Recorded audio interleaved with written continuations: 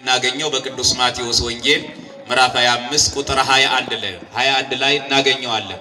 በአጠቃላይ የትምህርቱን ይዘት በቅዱስ ማቴዎስ ወንጌል ምዕራፍ 25 ቁጥር 14 እስከ 30 ድረስ ያለውን ቃል ስንመለከት የዛሬውን ትምህርት በሰፊው ተጽፎ ታገኙታላችሁ። ይህን ትምህርት የምታገኙት ወይም ይህ ትምህርት የተሰጠው በምሳሌ ነው። ጌታችን መድኃኒታችን ኢየሱስ ክርስቶስ ትምህርቱን በተለያየ መልኩ ያስተምር ነበረ። ለሰዎቹ ትምህርቱ እንዳይከብዳቸው፣ ትምህርቱን እንዳይጠሉት፣ ትምህርቱን እንዳይሰለቹት ለእናቶቻችን በሚገባቸው ቋንቋ በሚገባቸው ስራ በእርሾ ያስተምራቸው ነበረ። ለነጋዴዎቹ በእንቁ ያስተምራቸው ነበረ። ለአሳ ለሚያጠምዱት በዘረመትራን በመረብ እየመሰለ ያስተምራቸው ነበረ እና ትምህርቱን በተለያየ መልኩ ይሰጣል። ለገበሬዎቹ በዘር በእርሻ በአትክልት እየመሰለ ቃሉን ያስተምራቸው ነበረ። የዛሬው ትምህርት ምሳሌ ነው። በምሳሌ ነው ያስተማራቸው። የቅዱስ ማቴዎስ ወንጌል ምዕራፍ 25 ቁጥር 14 ጀምረን ስንመለከት ምሳሌ ነው። እንዲህ ይላል።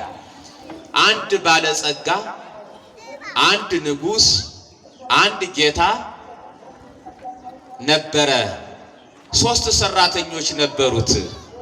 ለሶስቱ ሰራተኞቹ በሚችሉት መጠን እንደየችሎታቸው እንደየአቅማቸው ገንዘብ ሰጣቸው። ወጥተው ወርደው ነግደው ያተርፉ ዘንድ ትርፉንም ይዘው ይመጡ ዘንድ እንደየአቅማቸው እንደየችሎታቸው አውቆ ለእያንዳንዳቸው መክሊት ሰጣቸው።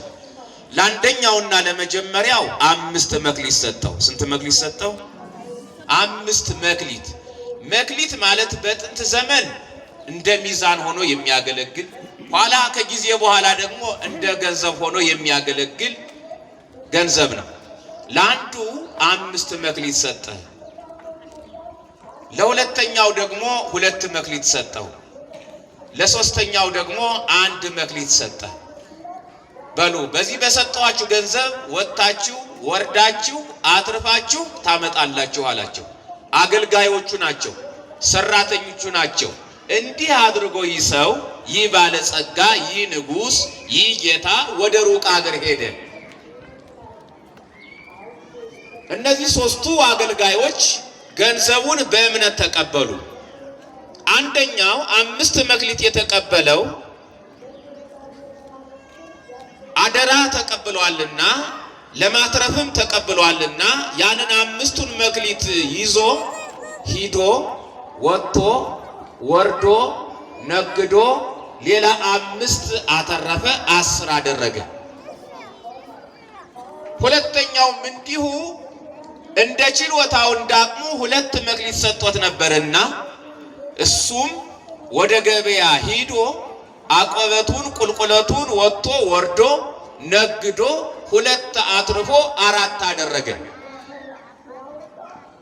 ሶስተኛው ሰው ደግሞ ሶስተኛው አገልጋይ ሶስተኛው ሰራተኛ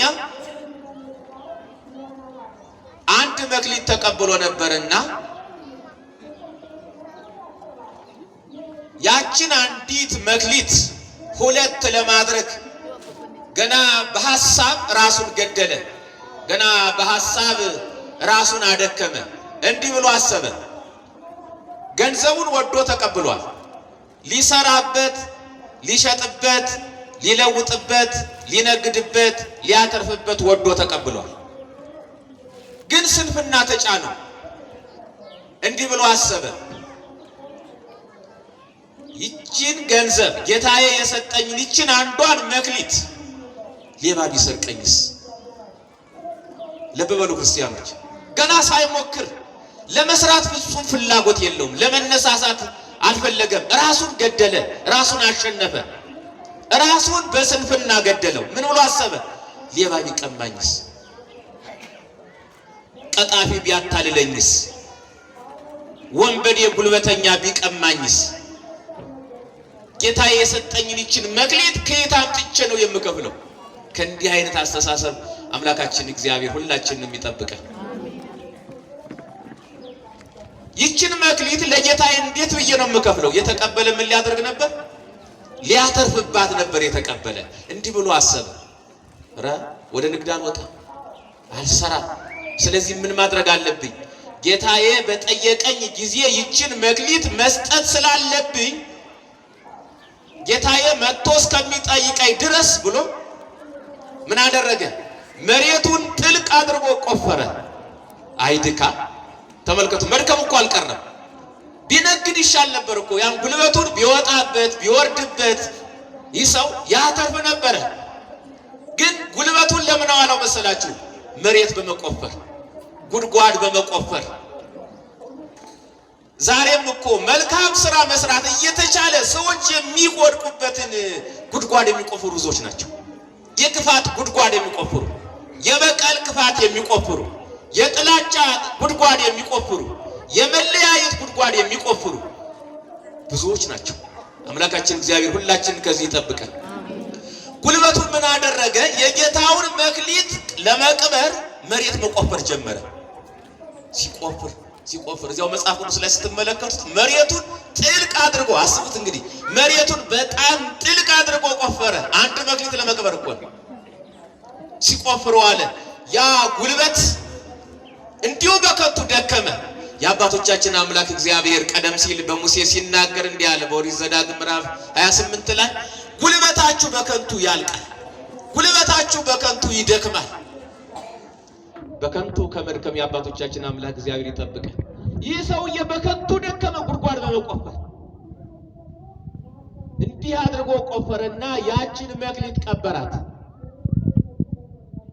ከብዙ ቀን በኋላ ይላል እዚያው መጽሐፍ ቅዱስ ስትመለከቱ፣ ከብዙ ቀን በኋላ የነዚያ ሰራተኞች፣ የነዚያ አገልጋዮች፣ የነዚያ ባሪያዎች ጌታ መጣና ተቆጣጠራቸው። የመጀመሪያው 5 መክሊት የተቀበለው ጌታ የ5 መክሊት ሰጠኝ ነበረ። አዎ ሰጥቼ ነበረ። ምን አደረክ ሲለው እነሆ ወጥቼ ወርጄ ነግጄ ሌላ 5 አትርፌ 10 አድርጌያለሁ ብሎ አበረከተ። ደስ አይልም? ነግደን ሰርተን እንድናተርፍ ትርፋማ እንድንሆን መድኃኔዓለም ክርስቶስ ይርዳል። 10 አድርጌያለሁ አለ። በዚህን ጊዜ ጌታው ምን አለ? ኦ ገብረ ኄር ወምእመን ዘበሁድ ምእመነ ኮንከ ዲበ ብዙ ሰይመከ በውስተ ፍስሐሁ ለእግዚእከ። በጥቂቱ የምትታመን ቸር ደግ አገልጋይ ነህና በጥቂቱ ከታመንህ እኔ ደግሞ በብዙ ወገን እሾምሃለሁ፣ በብዙ ላይ እሾምሃለሁ። ስለዚህ እኔ ጌታ ተድላ ደስታ ወደማደርግበት ግባ፣ ተሾም ተሸለማለሁና ተድላ ደስታ ወዳለበት አስገባው፣ ሾመው፣ ሸለመው። ሁለተኛው መጣ። እንዲህም አለ እንደ መጀመሪያው ጌታዬ 2 መክሊት ሰጠኝ ነበረ። ወጥቼ ወርጄ ነግጄ ሌላ 2 አትርፌ 4 አድርጌያለሁ። አሁንም አንተ ደግ ነህ፣ ቸር ነህ፣ ታማኝ ነህ። በጥቂቱ ከታመንህ እኔ ደግሞ በብዙ እሾማለሁ አለ። በምን ከታመንክ? በጥቂቱ ታምነህ ስለተገኘህ እኔ ደግሞ ከዚህ በላይ በብዙ እሾምሃለሁ። አሁንም ደስታ ወዳለበት ግባ አለው። ደስታ ወዳለበት ገባ፣ ተሾመ፣ ተሸለመ። ደስታ ወዳለበት ቤት አምላካችን እግዚአብሔር ሁላችንም ያስገባል። ቤታችንን በደስታ ይሙላልን። ደስታ ወዳለበት ግባ፣ ሐዘን ወደሌለበት ደስታ ወዳለበት ቤት ግባ፣ ተሾም፣ ተሸለም። በብዙ ላይ ሾመሃለሁ ብሎ በብዙ ላይ ሾመው።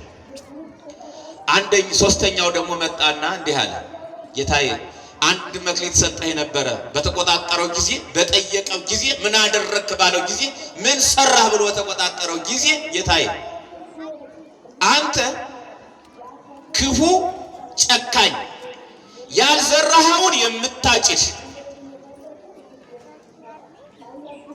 ያልበተንኸውን የምትሰበስብ፣ ያላስቀመጥከውን የምታነሳ ጨካኝ ክፉ እንደሆንከ አውቄ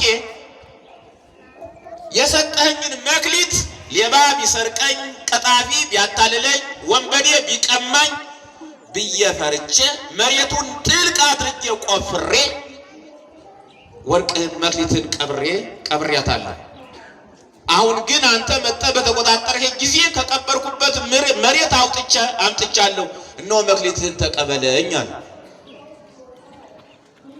ጌታውም እንዲህ ብሎ መለሰለት፣ እኔ ጨካኝ፣ ያልዘራሁትን የማጭድ፣ ያልበተንኩትን የምሰበስብ፣ ያላስቀመጥኩን የማነሳ ጨካኝ እንደሆንኩ ማን ካወቅ ለምን መክሊቴን አልመለስክልኝም? እውነት ነው። ለምን ወደ ተቀበልክ? ከተቀበልክ በኋላስ ለምን ቀበርከው? በጊዜው ለምን አልመለስክልኝም? ወጥቶ ወርዶ ደግሞ ለሚያተርፍ ሰው በሰጠሁት ነበረ፣ ወይም እኔ ወጥቼ ወርጄ በሰራሁበት ነበረ። ገንዘቤን ወስደህ ለምን ቀበርክ? ስለዚህ ጌታው ምን አለ? ይህንን መክሊት ከዚህ ሰነፍ ሰው ተቀብላችሁ 10 ላተረፈው ለባለ 10 ውሰዱና ስጡት። ላለው ምን ይሉታል? ይጨምሩለታል፣ ይሰጡታል፣ ያበረክቱለታልና ለሱ ስጡት። ከዚያ ሰው ነጥቀው ወስደው ለባለ 10 ሰጡት። ይህን ሰው ግን ይህን ክፉ ሰነፍ ሰራተኛ ግን ጽኑ ጨለማ ወዳለበት ወስዳችሁ ጣሉት አላቸው። አምላካችን እግዚአብሔር በጨለማ ከመውደቅ ያደነን። ይህ እንግዲህ ምሳሌ ነው ክርስቲያኖች። በምሳሌ አምላካችን ኢየሱስ ክርስቶስ እንደናንተ ላሉ ምእመናን ያስተማረው ትምህርት ነው። ያ ባለጸጋ ማን ነው? እነዚያ ሰራተኞች እነማን ናቸው? ያ መክሊት ምንድን ነው? ይሄን ነው የምናየው። መክሊቱ ምንድን ነው? ትጉህ ሰራተኛ ባለ 5ቱ ማን ነው? 5 ተቀብሎ 5 መክሊት ያተረፈው ሰው ማን ነው? 2 መክሊት ተቀብሎ 2 ያተረፈው ሰው ማን ነው? 1 መክሊት ተቀብሎ የቀበረው ያ ሰው ማን ነው?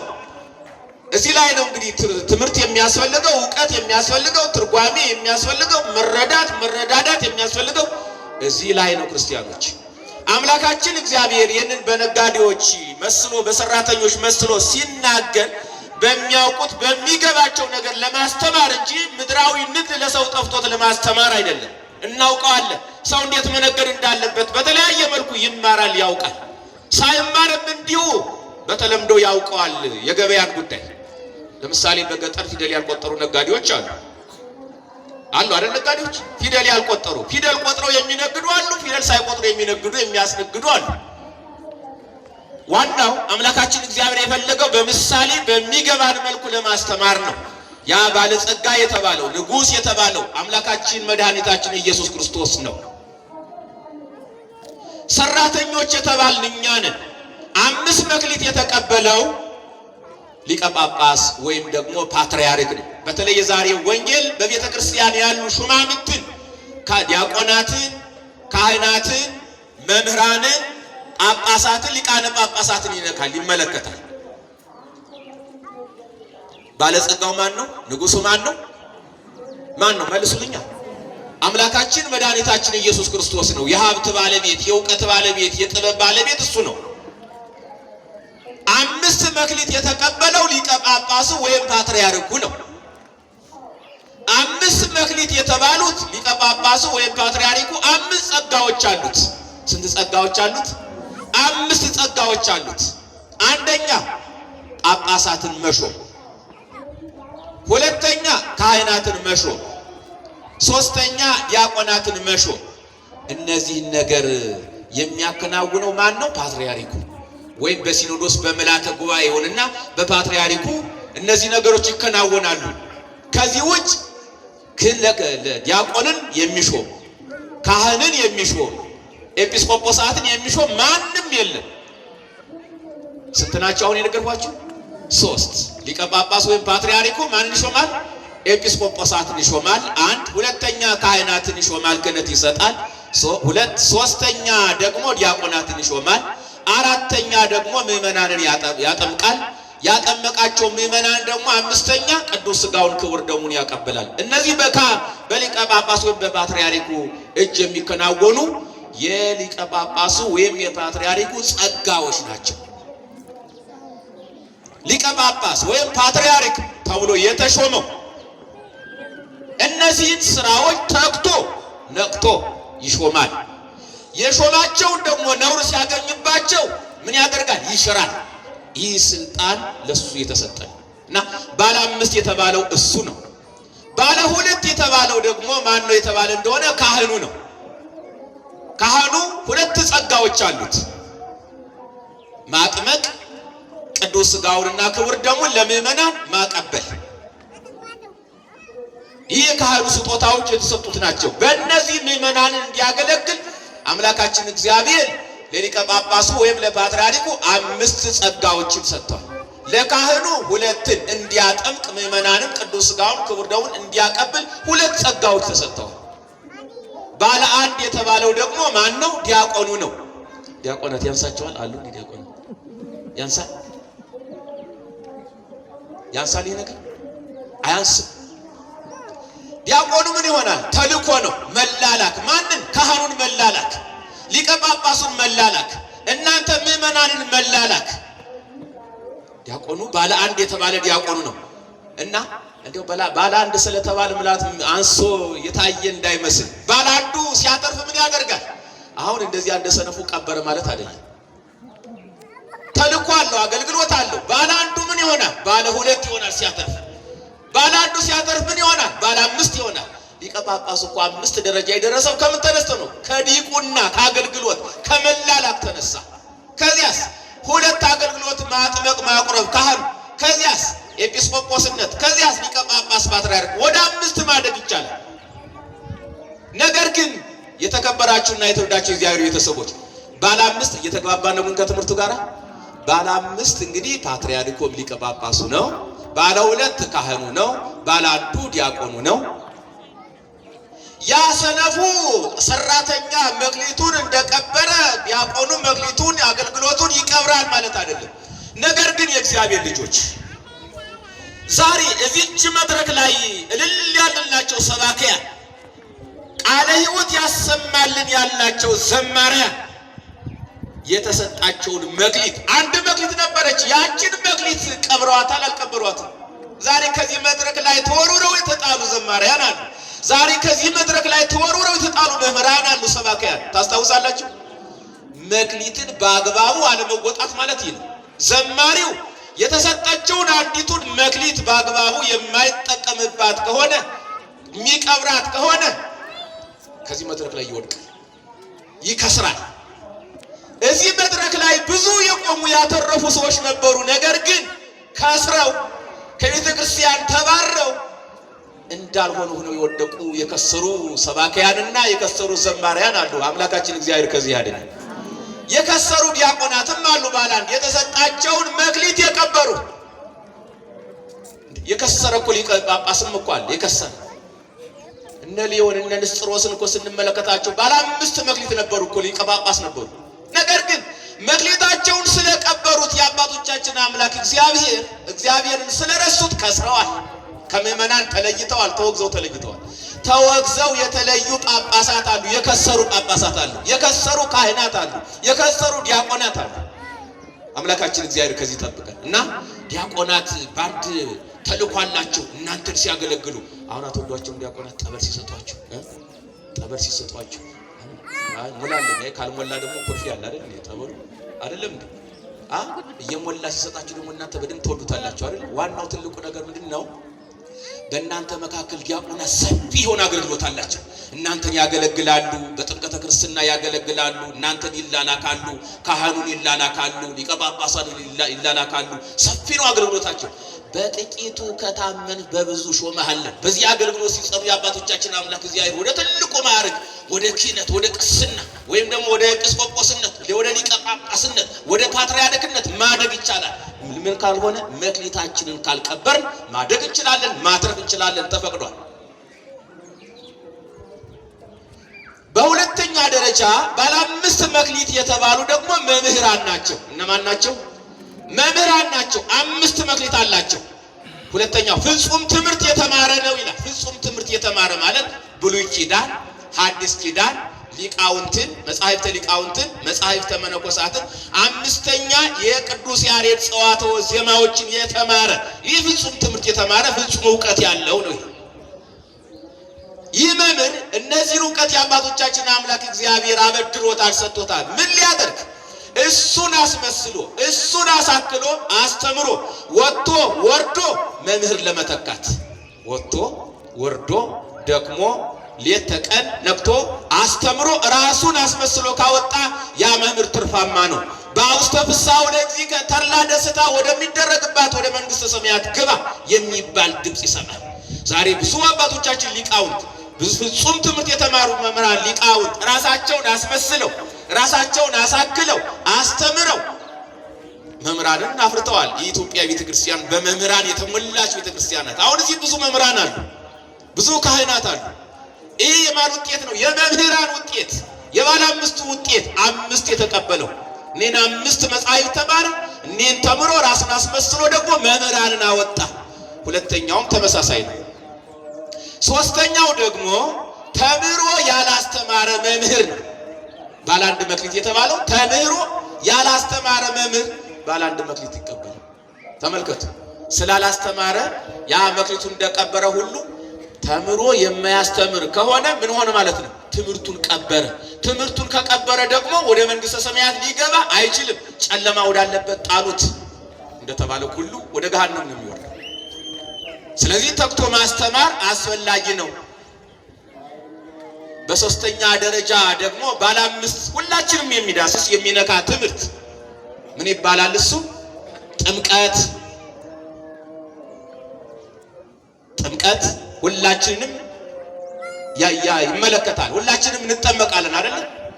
በ40 ቀን በ80 ቀን ከሌላ እምነት የመጡት ደግሞ እንዲሁ በ40 ዘመን በ80 ዘመን ሊሆን ይችላል ይጠመቃሉ። ከዚያ ምን አለ? ጥምቀት ታምኖ ኃጣው ኃጢአትን ማመን ሁላችን ይመለከታል። የሰራነውን ኃጢአት ማመን፣ ንስሐ መግባት 2 መክሊት። ሶስተኛው መክሊት ደግሞ ምንድነው? ተባይቶ ብቸኛ መሆን፣ ባይታውያንን የሚመለከት ምንኩስና፣ ከወይነ ሰማዕት በሰማዕትነት ስለ ሃይማኖታችን መሞት። እነዚህ 5ቱን መጠበቅ ተገቢና አስፈላጊ ነው እና ከሰዓታችን አንፃር አጠር ነው የምናደርገው። ስለዚህ 5 ባለ 5 የተባለ ሊቀ ጳጳሱ ነው። ባለ 5 የተባሉ መምህራን ናቸው። ባለ 2 የተባሉም እንዲሁ በመጠኑ የተማሩ ናቸው። ባለ 1 የተባለ ደግሞ ተምሮ ያላስተማረ፣ ያ መክሊቱን እንደቀበረ ቀብሮ እንደቀረው ሁሉ ተምሮ ያላስተማረ፣ ዋጋ ያልተቀበለ፣ የማስተማር ዋጋውን ያልተቀበለ ከስሮ የቀረ መምህር ነው።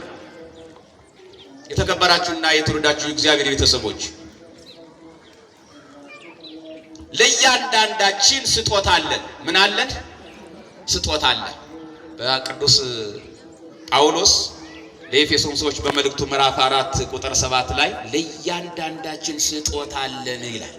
ከእግዚአብሔር ዘንድ የተቀበልነው ለእያንዳንዳችን ስጦታ አለን። ነገር ግን የተሰጠንን ስጦታ እንዳንቀብር አደራ እንዳንሰጥ። አሁን እዚህ ላይ ዛሬ ከዚህ ትምህርት የምንማረው ምንድን ነው? በጣም ጠንካራ የሆነው የሰራው የነገደው ያተረፈው ወደ መንግሥተ ሰማያት እንደገባ ከእግዚአብሔር ጋር እንደሚኖር እንደተሾመ እንደተሸለመ አይተናል፣ ተመልክተናል። ያ ሰነፉ ግን ያልሰራው የተሰጠውን መክሊት የቀበረው ሰው ግን እንደከሰረ፣ መክሰር ብቻ ሳይሆን ደግሞ በመጨረሻ ሰዓት እንደተወቀሰ፣ መወቀስ ብቻ ሳይሆን ወደ ጨለማ ወደ ጥልቁ እንደተወረወረ አይተናል፣ ተመልክተናል። ስንፍና ያዋጣም ክርስቲያኖች ያልተሰጠን ነገር የለም፣ ግን በስንፍና እንዳናበላሸው ዋጋችን በስንፍና ምክንያት እንዳይጠፋብን ከሰነፍ ሰው አምላካችን እግዚአብሔር ይሰውረን። ከሰነፍ ጓደኛ መድኃኔዓለም ይጠብቀን። ሰነፍ ሰው ምን ይላል? መዝሙረኛው ዳዊት እንደተናገረ ሰነፍ ሰው እግዚአብሔር የለም ይላል። ተመልከቱ፣ ሰነፍ ነዋ። ሰነፍ ስለሆነ እግዚአብሔር የለም። ዛሬ በዓለማችን ላይ እምነት የሌላቸው ፈጣሪ መጋቢ ሰራይ የለም ብለው ከእንስሳ ሁሉ አንሰው እንዲሁ የሚኖሩ ሰዎች አሉ የሉ? አሉ። ምን አለ መዝሙረኛው ዳዊት? ሰነፍ ሰው በልቡ እግዚአብሔር የለም ይላል። የዳዊት ልጅ ሶሎሞን ደግሞ በመጽሐፈ መክብብ ምዕራፍ 10 ቁጥር 12 ላይ ስንመለከት ሰነፍን ሰው ከንፈሮቹ ይውጡታል። የአፉ ቃል መጀመሪያ ስንፍና ነው፣ የንግግሩን ፍጻሜ ደግሞ ክፋት ነው። ተመልከቱ፣ ሰነፍን ሰው ከንፈሮቹ ይውጡታል። ይህ ሶስተኛው አገልጋይ ከንፈሮቹ ውጠውታል በስንፍና። አረ ሌባ ይቀማኛል፣ ቀጣፊ ያታልለኛል፣ ወንበዴ ደግሞ ይቀማኛል ወፈርቶ ራሱን በራሱ ያሸነፈስ እና ስንፍና በእግዚአብሔር ዘንድ በጣም አጸያፊ እጅግ ነውር ነው። ስንፍና ለጠላት ለዲያብሎስ ያጋልጣል። እናታችን ሔዋን አዳም አባታችን በስንፍና ምክንያት ነው የተጋለጡት። ስለዚህ ሁላችንም ጠላት ዲያብሎስ እንዳይፈትነን በጥንቃቄ ልንኖር ይገባል። ሰሎሞን ሲናገር በመጽሐፈ ምሳሌ ምዕራፍ 10 እንደው ስለ ስንፍና ትንሽ ልበላችሁ ብዬ ነው ልንገራችሁ ስለ ስንፍና። መጽሐፈ ምሳሌ ምዕራፍ 10 ቁጥር 1 ላይ ጠቢብ ልጅ ጥበበኛ ልጅ አባቱን ደስ ያሰኛል፣ ሰነፍ ልጅን ግን እናቱን ያሳዝናል። ወጣቶች እንግዲህ ስንፍና የሚባለው ተምራችሁ ጨርሳችሁ እንዲያው ስራ በማጣት እናንተ ሰነፋችሁ ማለት አይደለም።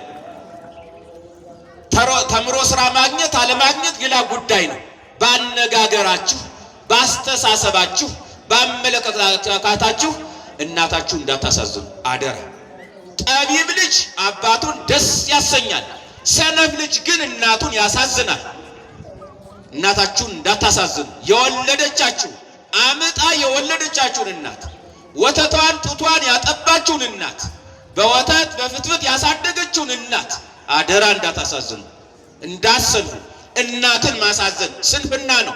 ስንፍና ደግሞ ኃጢአት ነው። ወደ መንግስተ ሰማያት አያስገባም፣ አያጸድቅም። እዚያው ዝቅልና ቁጥር 14 ላይ ደግሞ ምን ይላል መሰላችሁ? ክፉ ነገር ማድረግ ክፉ ስራ መስራት ለሰነፍ ሰው ጨዋታ ነው። ምንድነው? ምን ማድረግ? ክፉ ስራ መስራት ለሰነፍ ሰው ጨዋታ ነው። ስንት ሰነፎች አሉ ክፉ ስራ እየሰሩ በዓለም ላይ የሚጫወቱ፣ በሰዎች ላይ የሚጫወቱ፣ እናቶቻችንን እየገደሉ የሚጫወቱ፣ ወንድሞቻችን እህቶቻችን እየገደሉ የሚጫወቱ፣ ክፉ ስራ እየሰሩ ጨዋታ የሚመስላቸው ስንት ሰዎች ነው ያሉ። እግዚአብሔር አስተዋይ ልቦና ይስጥልን። ክፉ ስራ የሚያደርግ ሰው ክፉ ስራ በማድረጉ ጨዋታ ይመስለዋል፣ የተዝናና የተጫወተ ይመስለዋል። ክፉ ስራ እየሰራ እኮ ነው። ሰው እየገደለ ነፍስ እያጠፋ ደም እያፈሰሰ የሰው ገንዘብ ንብረት እየሰረቀ እየቀማ ክፉ ነገር ማድረግ ክፉ ስራ መስራት ለሰነፍ ሰው ጨዋታው ነው። አምላካችን እግዚአብሔር ሁላችንን ከዚህ ይጠብቀን። ኧረ ከባድ ነው። እንዴት ነው ጨዋታ የሚሆነው? ለሱ ጨዋታ ነው። ያቺ እናት እኮ ንዋ አልቆ ደም እኮ እያነባች ነው ያለችው። ለሱ ጨዋታው ነው። ደም እንደ ውሃ ይፈሳል። ለሱ ጨዋታው ነው። ለሰነፍ ሰው ክፉ ስራ መስራት ጨዋታ ነው ይላል የአባቶቻችን አምላክ እግዚአብሔር። ከዚህ እንጠበቅ። ስንፍና መጥፎ ነው። ስንፍና ገዳይ ነው። ስንፍና ድህነትን ያመጣል። ስለዚህ ሁላችንም ከስንፍና መጠበቅ ይኖርብናል።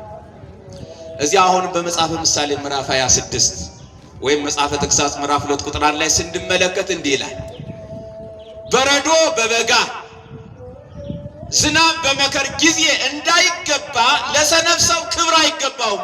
ምን አይገባውም? በረዶ አሁን በበጋ ምን ያደርጋል? ዝናብ በመከር ጊዜ አዝመራው በደረሰ ጊዜ ዝናብ ያስፈልጋል? አያስፈልግም፣ አይገባም። ለሰነፍ ሰው ደግሞ እንዲሁ ክብር አይገባውም። ምእመናን ስንሰንፍ፣ ሰነፎች ስንሆን ማንም አያከብረን። ሰነፎች ስንሆን ማንም ይጠላናል፣ ማንም ይጸየፈናል። ስለዚህ ስንፍና አደራ።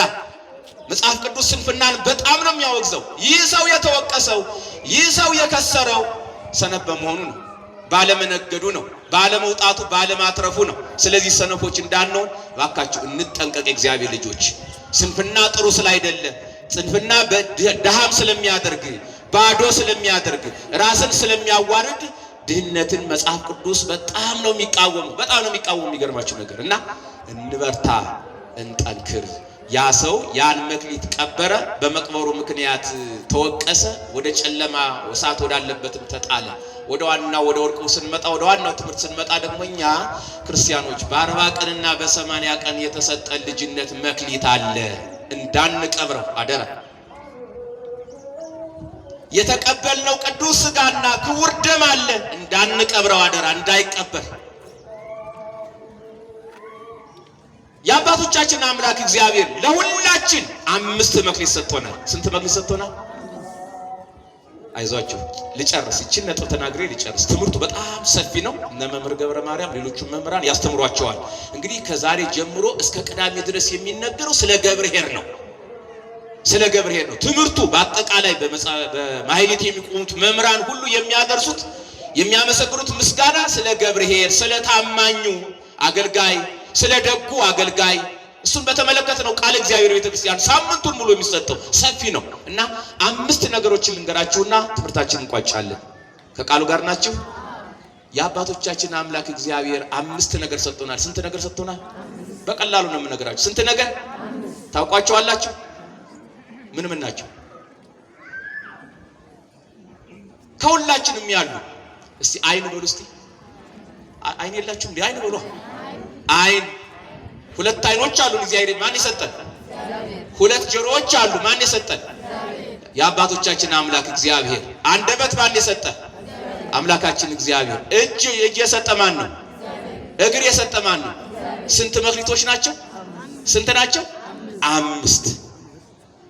አሁን እኛ የተቸገርነው ለድህነት የተጋለጥ ነው፣ ለኃጢአት የተጋለጥ ነው፣ ለበደል የተጋለጥ ነው፣ ለውርደት የተጋለጥ ነው፣ ለመለያየት የተጋለጥ ነው፣ ለጥላቻ የተጋለጥ ነው። እነዚህን 5 መክሊቶችን ስለቀበርን ብቻ ነው።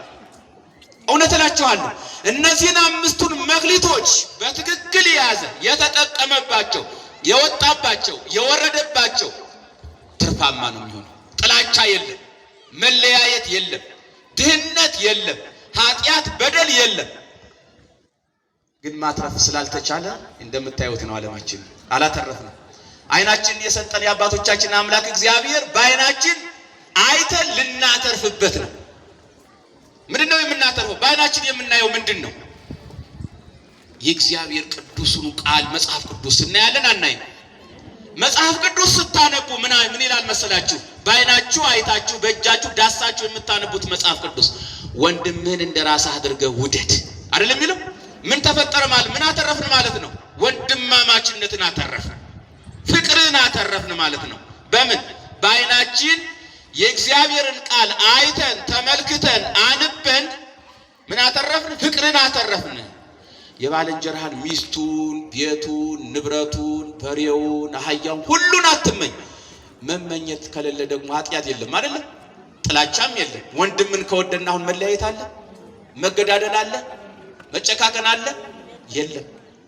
ስለዚህ ከስረናል ማለት ነው። ይቅርታ እናንተማ መጣችሁ እያተረፋችሁ ሁሉን ነገር ታገሳችሁ አምላካችን እግዚአብሔርን አስባችሁ ፍቅር ይዛችሁ ፍቅር አለ ያመጣችሁ ቤተክርስቲያን ነው አይደለም? እነዚህ ሰዎች እኮ የሉም። እዚህ የሚገርማችሁ ነገር የሉም። ጭራሽ መስማት አይፈልጉም። ጆሮአቸውን ስለሚያሳቀቃቸው አይፈልጉም መስማት።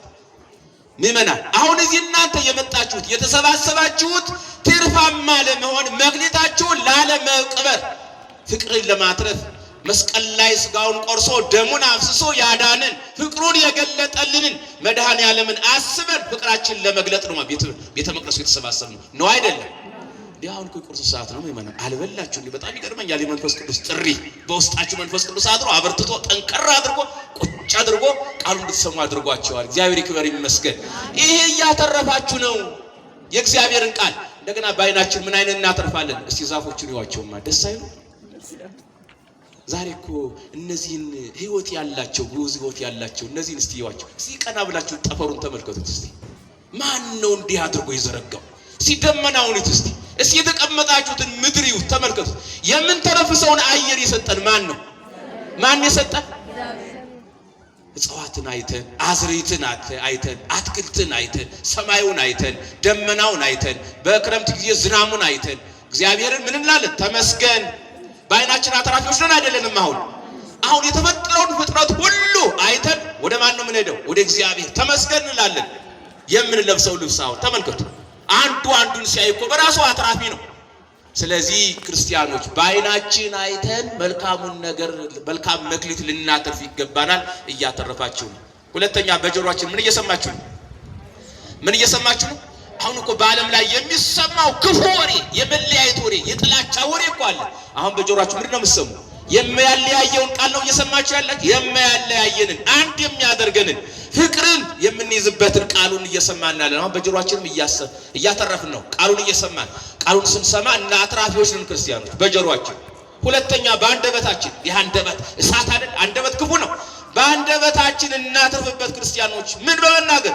መልካም ነገር በመናገር ሰላማዊ ነገር በመናገር ፍቅርን በመናገር የእግዚአብሔርን ቃል በመናገር በመጸለይ አንዳንድ ነገር አይታችሁታል። እንደ ጦር የሚወጋ ወሬ ያለ ንግግር አለ ታውቃላችሁ። ከጦር የባሰ ጦርስ ምንድነው የሚያደርገው መሰላችሁ? እንደው በጦር ብንወጋ እኮ የሚጎዳው ማንንም ምናችን ነው? ስጋችንን ነው። ጎርቶ ነፍሳችንን ወቅቶ ግን ወደ ሲኦል ወደ ገሃነም ሊያወርደን አይችልም። ክፉ ነገር ግን በስጋም ይወጋል በነፍስም ይወጋል። እንዲህ ካደረገ በኋላ ደግሞ ወደ ገሃነም ያወርዳል። እሱ ክፉ ነው። ስለዚህ በአንደበታችን ክፉ ነገርን አስወግደን ክፉ ነገር መናገር በአንደበት ኪሳራ ስለሆነ መጥፎ ነገር መናገር መጥፎ ነገር ተናግረን ሰዎችን ማሳዘን ኪሳራ ስለሆነ በአንደበታችን መልካም ነገር ስንናገር አትራፊዎች ነን ክርስቲያኖች። ስለዚህ በአንደበታችን እንናገር፣ መልካም ነገር እንናገር፣ በጎ ነገር እንናገር፣ አትራፊዎች ስለምንሆን። በእጃችንስ ዛሬ በእጃችን በእግዚአብሔር አራያ የተፈጠረ ሰውን መግደል ኪሳራ ነው። የሰውን ደም ማፍሰስ ኪሳራ ነው። የሰውን ንብረት የሰውን ገንዘብ ማንሳት መቀማት ኪሳራ ነው። መክሊቱ እንደቀበሩ እንደዚያ ሰው ነው። ግን በእጃችን ስንመጸውትበት ምንድነው? ትርፋማ እየሆንን ነው።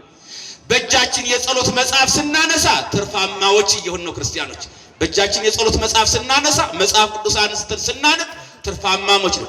በእጃችን የደከመውን ስንደክምበት ትርፋማ እንሆናለን። እናትርፍበት። በእጃችን እጃችን የተሰጠ መልካም ስራ ልንሰራበት ልናተርፍበት እጅ ተሰጥቷል ክርስቲያኖች። የመጨረሻው እንግዲህ እግራችን ነው። አምላካችን እግዚአብሔር ሁለት እግር ሰጥቶናል። በዚህ በሁለቱ እግሮቻችን ወደ ጠንቋይ ቤት የምንሄድ ከሆነ ከስረናል። በእግሮቻችን ደም ለማፍሰስ የምንራመድ ከሆነ ከስረናል። በእግሮቻችን ወደ ጣዖት ቤት የምንሄድ ከሆነ ኪሳራ ነው። የተከበራችሁ እግዚአብሔር ልጆች ማን ቤት ነው ያላችሁ? ከቤታችሁ በእግራችሁ ተነስታችሁ በእግራችሁ ማን ቤት ነው የመጣችሁ? አሁን እግሮቻችሁ አትርፈዋል አላተረፉ? አትርፈዋል አይደል? ወደ ማን ቤት ነው የመጡት? ወደ እግዚአብሔር ቤት መጡ። ወደ ቤተ መቅደሱ ገቡ። ከእግዚአብሔር ጋር ተገናኙ። ስለዚህ እግሮቻችሁ አትርፈዋል፣ እጆቻችሁም አትርፈዋል፣ አይኖቻችሁም አትርፈዋል፣ ጆሮቻችሁም አትርፈዋል። አንደበታችሁም ደግሞ የእግዚአብሔርን ቅዱስ ቃል በመጥራት በመናገር በመጸለይ ትርፋማ ሆናችኋል። ይህን ትርፋችሁን ትርፋማነታችሁን ዳግም ወደ ኪሳራ እንዳትሉት እሺ። ሌላ ዋናው ትልቁ ነገር ደግሞ እነዚህ አምስቱ ሕዋሳት በውጭ ያሉ ናቸው። የውስጥ አይነ ልቡና የሚባል አለ። ወብነ ክልኤቲ አይንት ውሳጣውያት እየንተ አይንት ስጋውያት። ስለ ሁለቱ ስለ ስጋዊ አይኖቻችን ፈንታ የውስጥ አይኖች ደግሞ ሁለት አይኖች አሉ። በእነሱ ደግሞ እናተርፍባቸው በተመስጦ እደ ልቡና የሚባል አለ፣ እግረ ልቡና የሚባል አለ።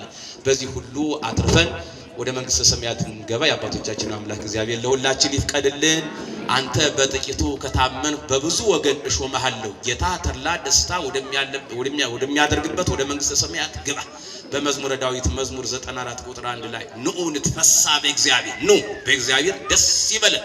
ሐዋርያ ቅዱስ ጳውሎስ ለፊልጵስዩስ ምዕመናን ምዕራፍ 4 ቁጥር 4 ላይ ደስ በጌታችን በመድኃኒታችን በኢየሱስ ክርስቶስ ደስ ይበላችሁ። ደግሜ እላችኋለሁ ደስ ይበላችሁ። ምዕመናን ደስ ይበላችሁ።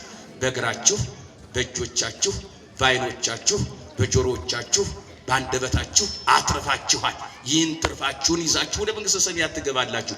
በውስተ ፍስሐሁ ለእግዚእከ፣ ጌታ ተድላ ደስታ ወደሚያደርግባት ቦታ ግባ፣ ደስ ይበልህ ብሎ የአባቶቻችን አምላክ እንደተናገረ ሁሉ ዛሬ እኛ ወደ ቤተ መቅደሱ ገብተናል። ክርስቲያኖች ሁላችንም ወደ ቤተ መቅደሱ ገባን ማለት ወደ ገነት ወደ መንግስተ ሰማያት እንደገባን እናምናለን እናውቃለን። እና መነሻችን እቺ ቅድስት ቤተ ክርስቲያን ናት። መድረሻችን ደግሞ መንግስተ ሰማያት ተድላ ደስታ ያለባት ሐዘን የማይሰባባት ሁልጊዜ ደስታ የሚገኝባት ከእሱ ጋር ለመኖር ወደ መንግስተ ሰማያት ገብተናልና ፍርዱ ተፈርዶ አልቋልና ስለዚህ እንዳንከስር ከኪሳራ እንዳንወጣ ሁላችንም በንስሐ ሕይወት እየተመላለስ ቅዱስ ሥጋውና ክቡር ደሙን የተቀበል በዚያው እንድንጸና ያልተቀበል ቅዱስ ሥጋውን ክቡር ደሙን ተቀብለን የዘላለም ደስታ ወዳለባት ወደ መንግስተ ሰማያት ገብተን ከእሱ ጋር እንድንኖር አምላካችን መድኃኒታችን ኢየሱስ ክርስቶስ ለሁላችንም ይፍቀድልን። የመከረን ያስተማረን አምላካችን እግዚአብሔር ስሙ ዛሬም ዘወትርም የተመሰገነ ይሁንልን። ወስብሐት ለእግዚአብሔር። ይቆየን።